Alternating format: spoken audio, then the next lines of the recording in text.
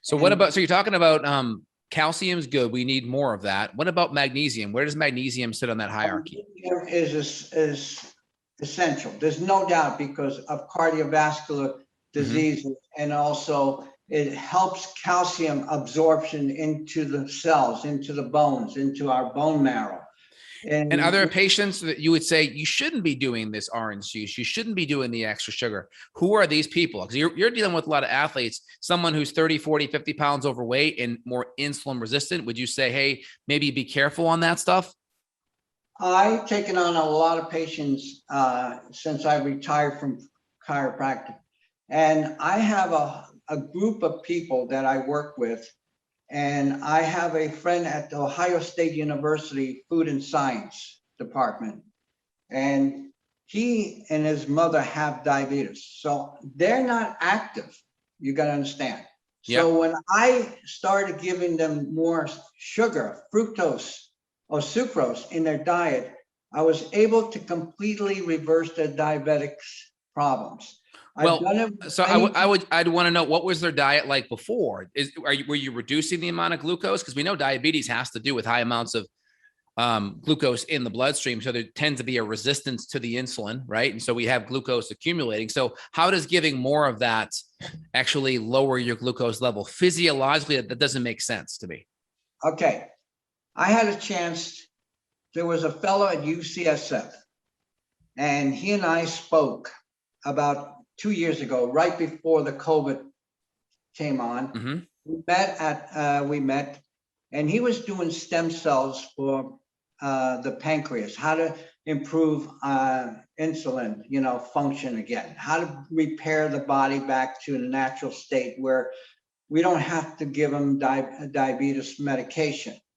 And I asked him one thing: would you do me a favor when you do the stem cells?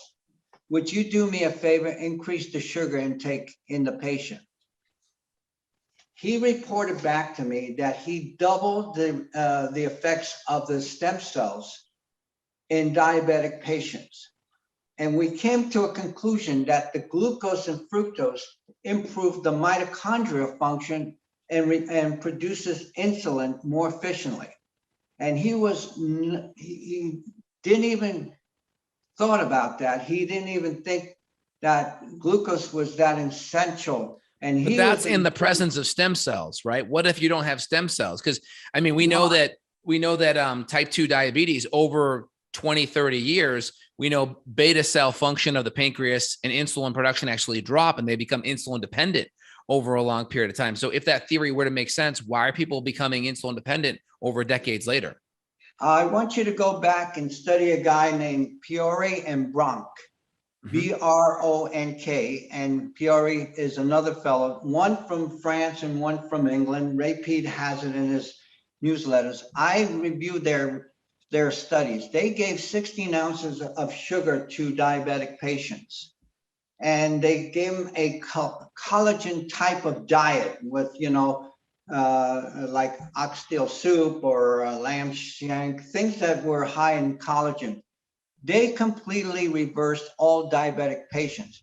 I have taken retired athletes who, had diabetes and heart issues. Okay. I studied their diet. I looked at them, and these guys are not like active anymore. They're not Mm-hmm. like football players or athletes that they were when they were young. So they had all these issues with diabetes and heart disease.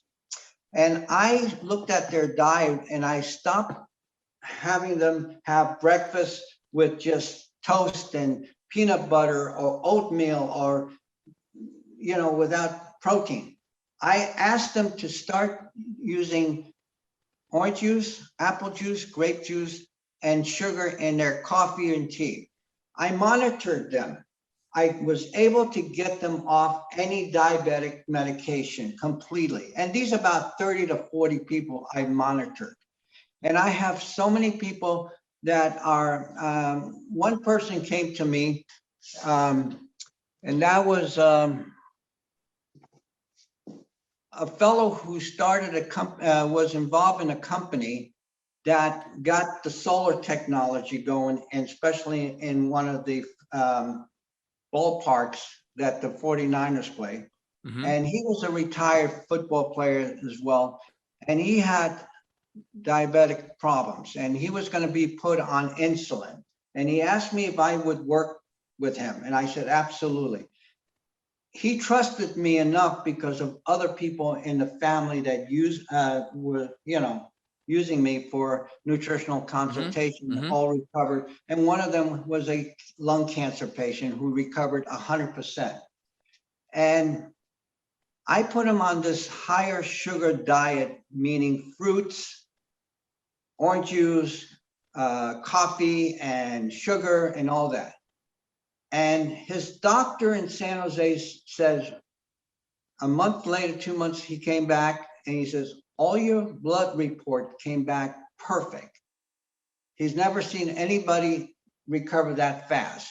And well, it's interesting because I have hundreds of, observations, the opposite, right? Restricting a lot of those sugars and allowing the body to start burning more fat. And then the cells become more sensitive.